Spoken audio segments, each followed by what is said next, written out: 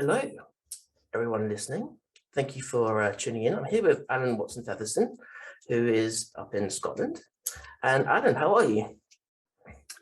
Hi, good morning, Jack. I'm fine. Yes, it's spring. It's autumn equinox today, so it's an important day in the cycle of the year, equal day and night. And as is typical, we've got lots of wind here, a little bit of rain, so it's an elemental day, and that's great. I love it. Good Scottish weather. Fantastic. And would you mind, obviously, you've been heavily involved with sort of reforesting and working with trees in Scotland over many decades now. I was hoping if you wouldn't mind just sharing with us a little bit about your motivation, your background, and what led you to where you are with your work today. Okay, so I live in the Findhorn community on the Murray Firth coast in northeast Scotland. I came here in 1978. I grew up in central Scotland, but I moved up here because of the community. And in 1979, on a day trip from Findhorn, we went to a place called Glenafric, which is southwest of Inverness. And I'd heard it was a nice place. And when I got there in a little minibus full of people, it kind of blew my mind because I'm one of those people who grew up thinking that the bare hills and desolate empty glens of Scotland were natural. And in my early 20s, I'd spent some time in Canada, particularly in British Columbia, where there's big mountains, huge trees, large forests full of wildlife. And coming back to Scotland, was a bit painful, to see this empty landscape. So when I went to Glenafric in 1979, driving up into the glen, there were these wonderful old Scots pines with interesting shapes, their branches dripping with lichens, overhanging a gorge on a river. And it was like, wow, this is like Canada. I had no idea there was anything like this in Scotland. So I began going there on a regular basis when I had access to a car. And of course, Glenafric is mostly managed by Forestry and Land Scotland, what's now called, what the Forestry Commission was before. It changed its name recently here in Scotland. And they have always said it's the largest extent of least disturbed forest in the UK. So it's one of the best remnants of the Caledonian forest. Old pines, 250, 300 years old, lots of other trees, and it's been relatively undisturbed. So I was really touched by the beauty of the place, and I began going out there regularly. But I noticed very quickly that all the trees were old and there were no young trees. There were seedlings. The trees produced viable seed. The seeds germinated, but all the seedlings were eaten because there were far too many deer. And they were out of balance with no predators to control them, and they were eating all the young trees. So there was this generation gap of about 200 years between the old trees and the overgrazed seedlings, which got eaten to death, before they got any height at all. So that I saw that. But on one area of the glen, a visionary forester in the early 60s had put up a fence to keep the deer out just to see what would happen. And there'd been tremendous regeneration of young trees all over the place, thousands and thousands of them. And it was very clear to me that nature needed a helping hand to enable this forest to recover, because if similar things were not done, the old remnants, the old trees would die off, the seed source would go, and that would be the end of it, and it would just decline and become another desolate area like so much of the Highlands. I'd also read enough by then to know that the Highlands were originally covered in forest, and the famous British conservationist in the 1950s, Sir Frank Fraser-Darling, coined the term the wet desert to describe the Highlands of Scotland after spending a lot of time studying and researching up here. And we're not dry, sandy, arid landscape, but biologically we're a desertified country because we've lost most of our biodiversity. And it's only in places like Glenafric that we've got remnants of it. So I became aware of this in the late 70s, early 80s, and I kept thinking somebody needs to do something about it. Somebody needs to take action. Otherwise, these remnants are going to disappear. And after a little while, it dawned on me, well, maybe I'm that somebody. I see the problem. I feel the land, the trees, seemingly calling out for help. Maybe I should respond. And that's how I came to start the charity Trees for Life. I made the commitment to launch it in 1986 at a big conference here in the Findhorn community. And at the time, I had no background in ecology. I had no access to land. I had no resources, but I had this deep personal connection with this particular area and this feeling of I need to do something to make a difference. And out of that has come Trees for Life and all that's been accomplished by the staff and volunteers and supporters of that organization in all the years since then. So that's a very quick introduction to how I came to get involved in it. It came from my personal connection with the land, my personal experience of seeing, the culmination of thousands of years of deforestation impinging on the last remnants of the old forests that still survive in the highlands, and that recognizing that we are the last generation that can change that. We can make a difference, because in another 30 years, 50 years, all those old trees will be gone and the seed source is gone. So it's time to act now, and that was what motivated me to start this. Fantastic. I, like many of my generation and those before, have always thought of the Scottish landscape as the kind of the natural state of it is, as Mr. Darling referred to, as a wet desert. That's what it seemed to me is kind of like the natural state of Scotland. So what exactly unfolded over the past centuries, or maybe even longer, to go from largely forested landscape to what it is now, quite sort of barren and bleak and empty? Well, I think it's important to kind of take a little bit further step backwards than just the last few centuries. If we go back to the end of the last glacial epoch, the last ice age about 10,000 years ago, Scotland was treeless, virtually treeless, because the whole country had been covered, particularly in the Highlands, by massive ice sheets and glaciers.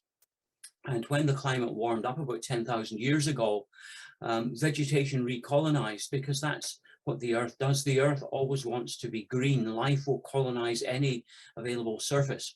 So it starts with plants, with lichens, and as soon as you get some vegetation, insects appear, birds come to eat the insects, bring seeds in their droppings, which they deposit, wildlife returns, and you get this whole reweaving of the web of life. It's a natural process that occurs.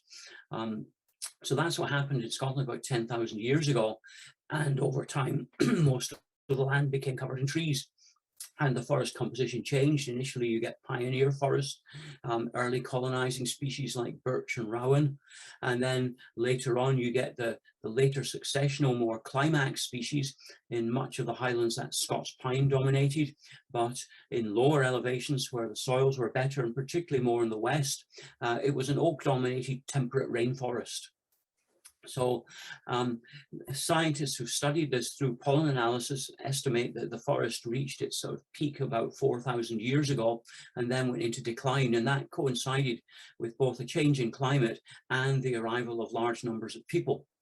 And the history since then is one of, I think, gradual attrition, that people cleared the land where they settled.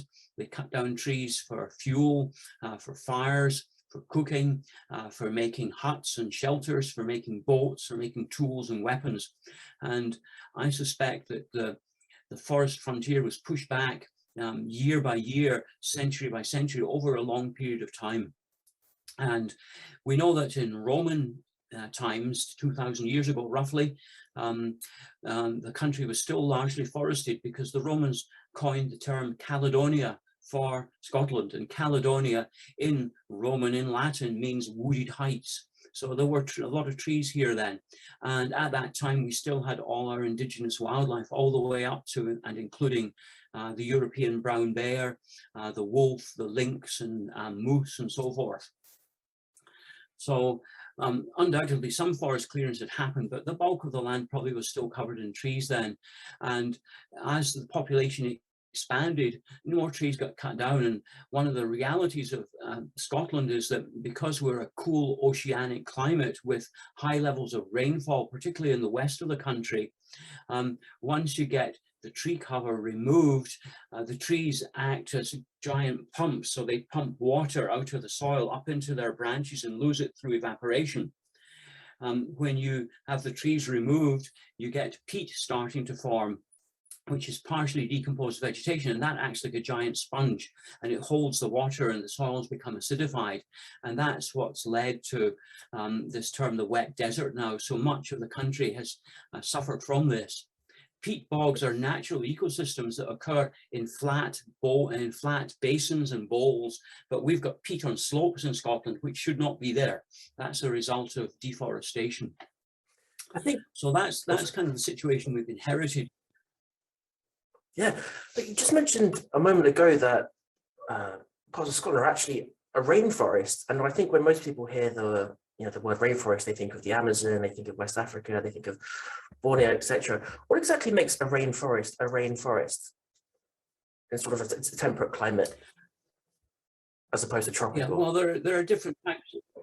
There are different types of rainforest around the world. The Amazon is a classic example of a tropical rainforest. But in latitudes further away from the equator, you get temperate rainforests. And typically they occur in most parts of the world in latitudes like ours in Scotland on the west coast of land masses. So if you go to North America, the temperate rainforests are in British Columbia, Washington State, and Alaska. If you go to the southern hemisphere, the temperate rainforests are in the west coast of Tasmania, they're in the South Island of New Zealand, they're in Chile. And there's also pockets of temperate rainforests still on the west coast of Norway. So we had them here in Scotland, and much of Ireland was covered in temperate rainforests, and indeed parts of England too, all the way from Wistman's Wood down in the south west corner on the edge of Dartmoor to the Lake District and Snowdonia in Wales. All of those western seaboards of the British Isles originally had temperate rainforests, and today there are small remnants of them left. And temperate rainforests typically in the British Isles at least are broadleaf trees, typically oak, hazel and so forth. And they're characterized by an abundance of ferns, including epiphytic ferns that grow on the trees themselves, lots of moss, and certain richness of lichens. There's a whole community of lichens that thrive in these temperate rainforest environments, typically growing on the branches and trunks of trees. So if you go into a temperate rainforest, it's very different to a tropical rainforest where you've maybe got lots of palm fronds and strangler figs and things like that. Temperate rainforest, you've got lots of mosses and ferns. It's a very green, lush, rich landscape. It's really interesting. I didn't know that. Okay, so you've mentioned, along with the situation with forest cover, a few species there. So I was just wondering if you could talk a little bit about rewilding and the work that you've been doing in Scotland. Yes, well, rewilding is a term that's become popularized in the past 10 years or so, but I actually prefer the term ecological restoration, which has got a much longer history to it. And when I started work to help the forest in Glenafric and started the charity Trees for Life, it was started as an ecological restoration project. Now, in nature, ecosystems all suffer disturbance from time to time. And that disturbance might be a hurricane hitting somewhere, or it might be a volcanic eruption like is happening in one of the Canary Islands as we speak today, or it can be forest fire. Lots of those happening in the world today. So ecosystems periodically go through massive disturbance, and they all have an inbuilt process of recovery. That's what happens. And many years ago, I went to Mount St. Helens in Washington State in the US, which erupted in 1980 and devastated a huge area of forest with several feet of ash. And when I was there 13 years later, all the young trees were growing through the ash, and I watched chipmunks, running across the surface with their cheeks bulging, carrying seeds, because that's what they do. And that is the natural process of recovery of an ecosystem.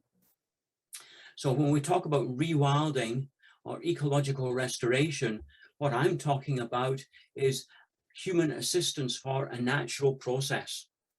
Ecosystems are like our own human bodies. If I cut myself, my body has a natural recovery process. A scab forms over the cut, and under the scab, the tissues heal, a new skin forms, and after a certain time, the scab falls off and my body is back to normal and good health. So ecosystems do exactly the same thing. Unfortunately, because of the scale of human impacts on the planet today, the numbers of people, we prevent that recovery process in most places. So ecological restoration or rewilding for me is primarily about stopping that prevention of a natural process and then assisting it where possible to catalyze and accelerate it. So in Scotland, for example, the main factor that's inhibiting the recovery of the forest is that we have far too many herbivores on the land. In Scotland, we have 5.4 million people and we have 6 million sheep. So people are outnumbered by sheep. And sheep are non-native, they don't belong here. And they range all over the land. And also we have far too many deer, particularly red deer, the numbers of which have more than doubled in the past 40 years. And they have no predators anymore. Now, red deer naturally is a woodland animal. It spends most of its time in a forest. But today, of course, in Scotland, people think of the red deer as, the stag out on the treeless landscape, viewing the scene. And, that's a false image. The true image is that deer should be in the forest, but we've disturbed the natural balance. We've cut down most of the forest. We've burned it. We've cleared it. There's about 1% of the native forest left. And deer numbers have more than doubled in 40 years, and there's no predators. So the deer are literally eating their own habitat to death, and that's been happening for 200 years. So that's the imbalance that we've created. It's not the deer's fault, it's humans who've done that. So that's why we need to take action to redress those natural, those imbalances in nature. And that redressing is either reducing the deer numbers, which is happening in some areas, or putting up deer fences to keep deer out. Or, and we've not attempted this in Scotland yet, bringing back the predators, because predators, although they kill their prey, their impact is much more profound in other ways. A wolf, for example, in general, is successful in its hunting attempts to catch deer and kill deer about 10% of the time. 90% of the time, the prey escape. What's important is they escape, they run away, they move on. They're disturbed and they're not staying in one place. At the moment, in the absence of predators, deer can go wherever they like. And of course, they're woodland animals, so they'll spend all their time in the woodland. There's shelter, there's more to eat. And that's why, the woodland remnants are all overgrazed. So if we had predators back, they'd be getting moved around, they'd be running across the landscape, and there wouldn't be the same impact. So those are some of the things that have gone wrong because humans have degraded ecosystems. So rewilding and ecological restoration is about correcting those imbalances. And for me, in Scotland, in a Scottish context, there's three main aspects to it. The first is we have to have healthy vegetation communities again, because all other life, everything from caterpillars to top predators and all the herbivores in between, depend on healthy vegetation. And if we don't have healthy vegetation, there's no habitat for them to live in. And we've taken a forest that was maybe 25 meters, 30 meters tall, big Scots pines, and we've reduced it to overgrazed grass and heather that's maybe 2 centimeters tall. So you can see all the habitat that's vanished. So we have to have healthy vegetation back. We then have to reinstate or help to recover the ecological processes which are not functioning at the moment. Those are things like natural succession, the development of ecosystems over time, because they're not static, predator-prey dynamics, natural disturbance, nutrient cycling. We have perpetual loss of nutrients in the highlands at the moment because sheep and deer are taken away for slaughter and their meat is exported and nothing's ever put back. So we've disrupted all these natural cycles. So we have to reinstate those ecological processes. And then the third key element is we need to reintroduce missing species that cannot recover by themselves. Some things, winged things, insects, birds can recolonize areas easily. But species that have been extirpated from the British Isles, particularly the large mammals, the lynx, the bear, the wolf, will never get back here under their own steam. They cannot swim across the North Sea, so they will need to be brought back, as the beaver has been reintroduced successfully now, both in Scotland and more recently in England. So that's a good example. We've also had some birds of prey reinstated. The sea eagle, the red kite are good success stories like that. So that's the third element then, reintroduction of missing species. And it's not just the big charismatic animals. Oftentimes it's the smaller things. The work that Trees for Life, the charity I founded, is doing now includes translocating squirrels, red squirrels, the native squirrel, from areas where they're abundant to isolated forest remnants in the Northwest Highlands of Scotland, where squirrels have been lost. And because those isolated remnants are separated by large areas of treeless ground, squirrels cannot colonize. They won't cross huge areas with no trees. So they're being translocated. That is a localized reintroduction. So those are the sorts of things we need to do until we can get more connectivity of habitat again.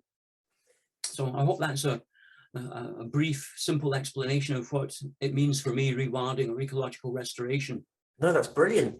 You mentioned there that sort of larger predators not only sort of thin the numbers of, for example, deer, I should say, and other species, but they actually change the animal behavior. Fascinating.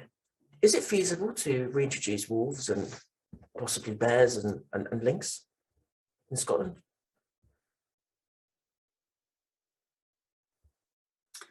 Well, I think they need to be addressed separately because the species have different requirements, different habitat needs. The bear, I think, is a huge challenge. I'm not sure that will ever be feasible because bears are large, free-ranging animals. And unlike lynx and wolf, they don't show fear of people. And, there are regular encounters in other parts of the world where bears still exist, where people, get attacked by bears, get injured by bears. And I think, that's a very long-term prospect, if ever. Much more feasible is the lynx. The lynx is a solitary animal. There's no records of lynx ever attacking people. And it's also an ambush specialist. So unlike wolves, which chase prey for miles and miles, lynx lurk, hide in the edge of woodlands, and will launch surprise attacks on their prey, which is typically roe deer in a country like Scotland, or sika deer, the non-native deer that we've got here now. And if they don't catch it within about 200 meters, they give up.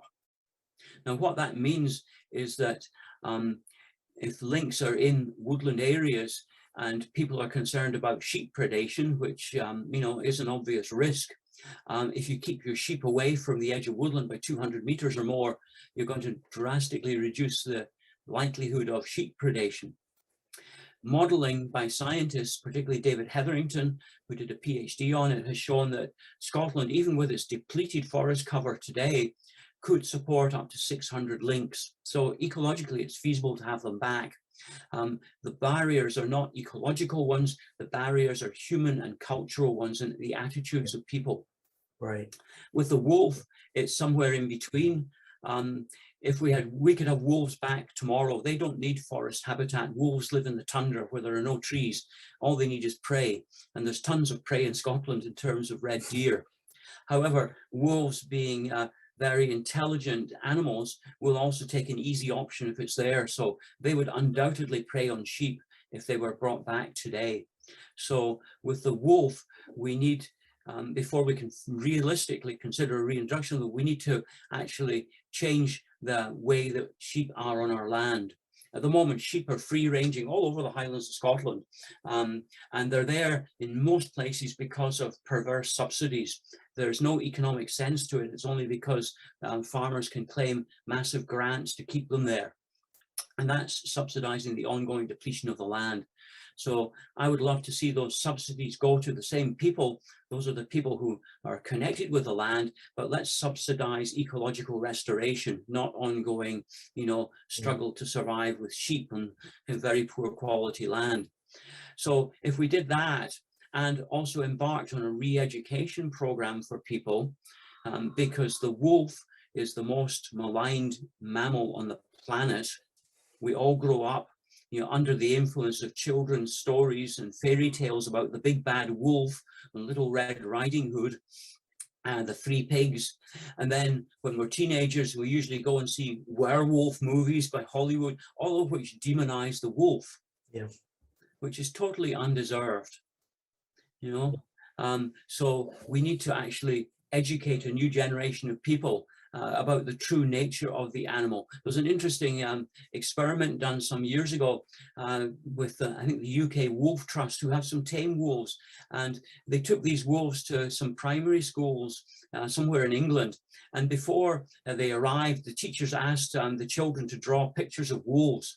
And they drew all these pictures, you know, very typically influenced by, you know, fairy tales and stories, with big fangs and slavering jaws and, you know, fierce looking animals.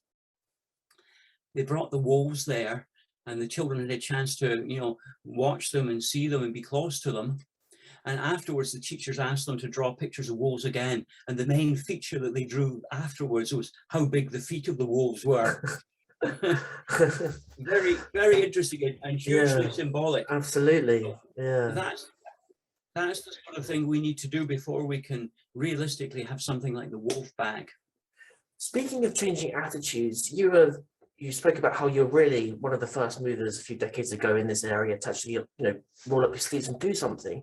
How have you seen general attitudes or you know, society at large sort of change over decades in terms of its approach towards climate change and attitudes and these things? And are you optimistic?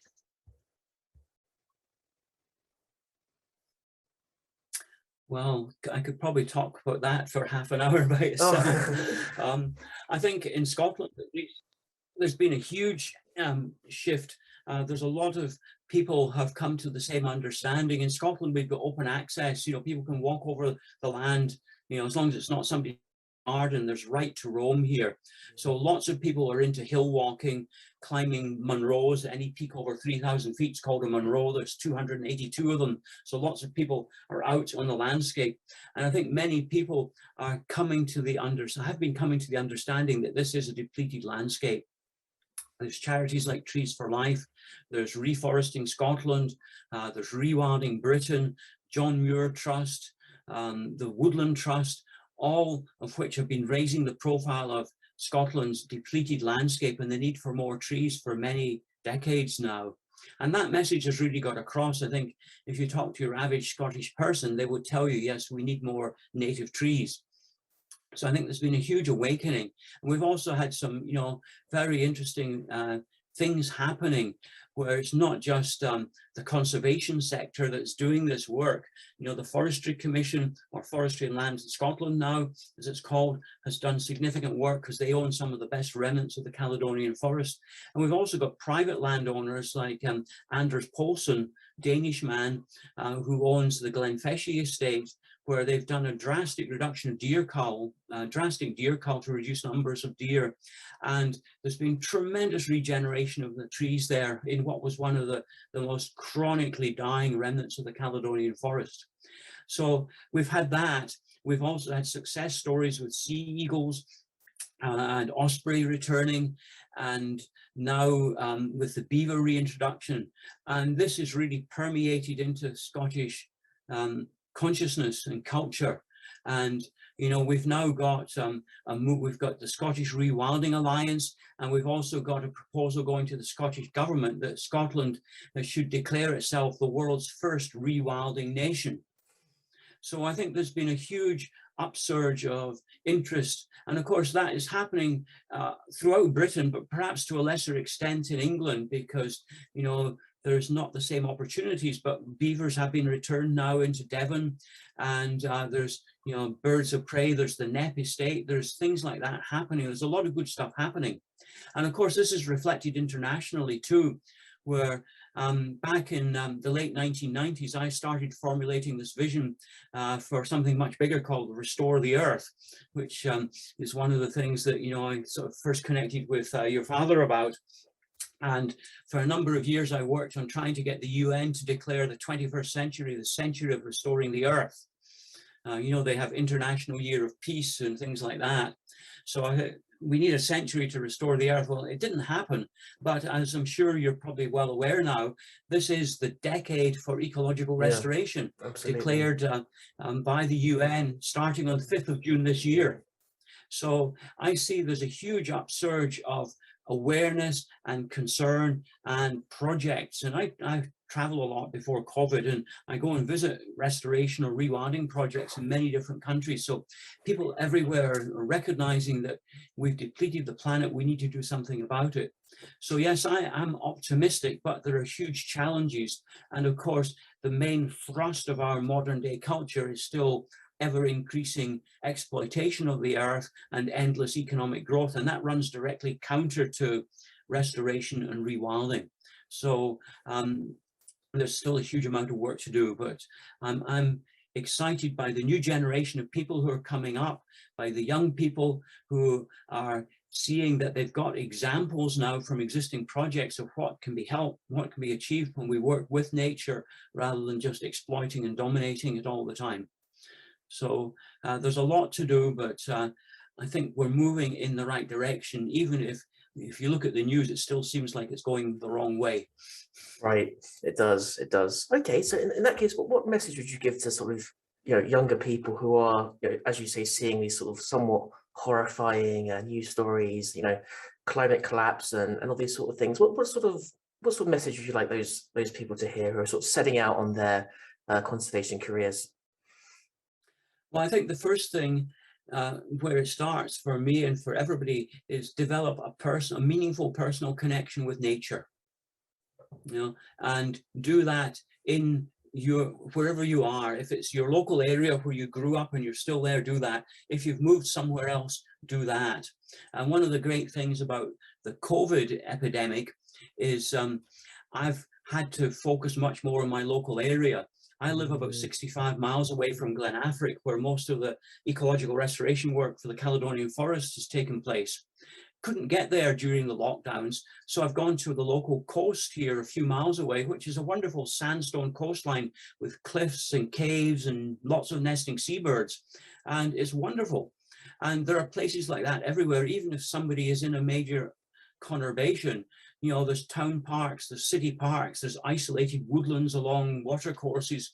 Get to know those places and develop a meaningful relationship, because most of us today in Britain and throughout the world increasingly grow up deprived of one of the fundamental birthrights of what it means to be human on planet Earth. And that's irrespective of whether we live in a wealthy country like Britain or in some of the many of the poorer places in the world.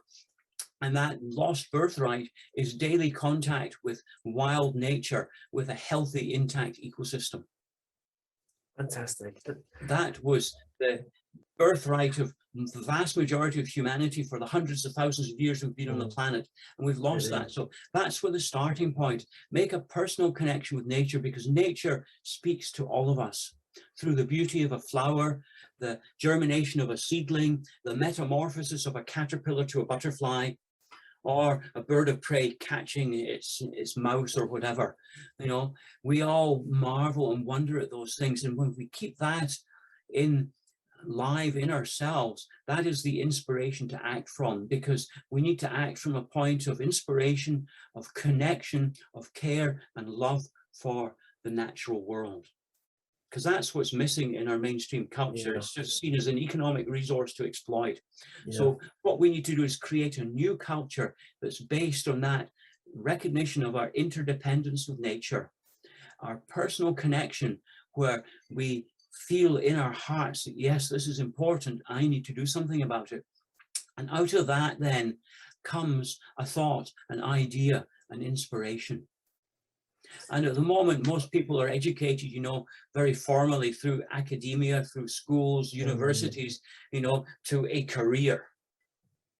What we need to do, actually, I think, is balance that out by encouraging people to listen to their hearts, to listen to how nature speaks to them, because nature speaks to all of us in different ways, and act on that.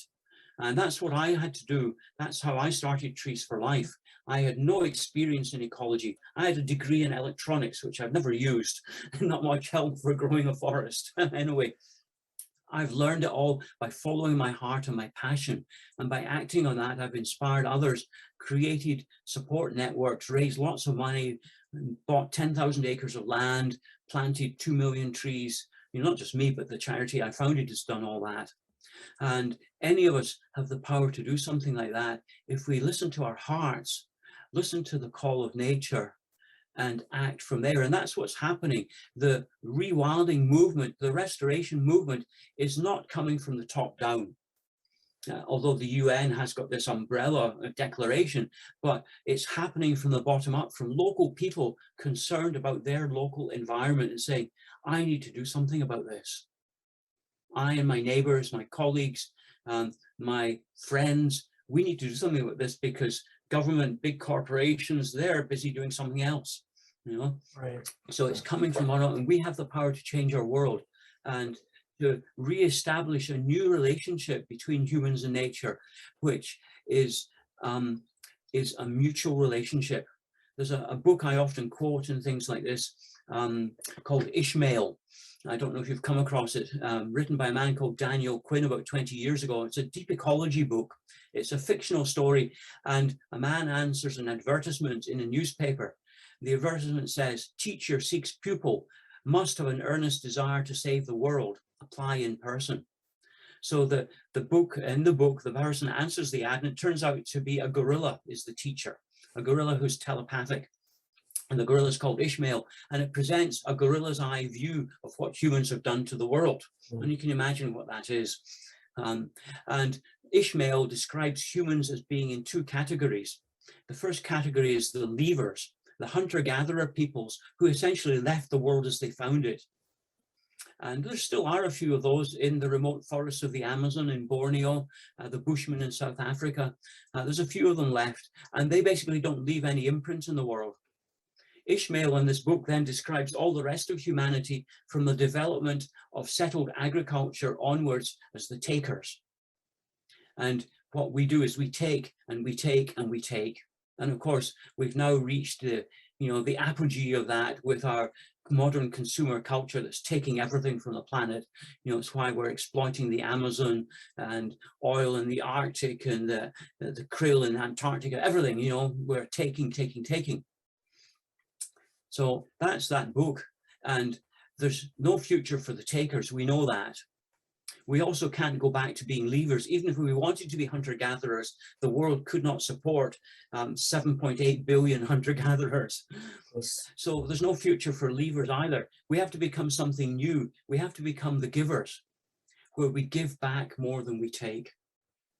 Obviously, I still have to take. I eat food every day. I have clothes that I wear. So I take some things from the earth, but I have to give back more. I have to give back life. I have to give back space to our fellow species. And I have to give of my heart. I give my love and my care, because that nurtures the life force of everything. So that's the shift that has to happen. And that is the new human culture that has never existed before. And I think that'd be a wonderful place to stop. Thank you.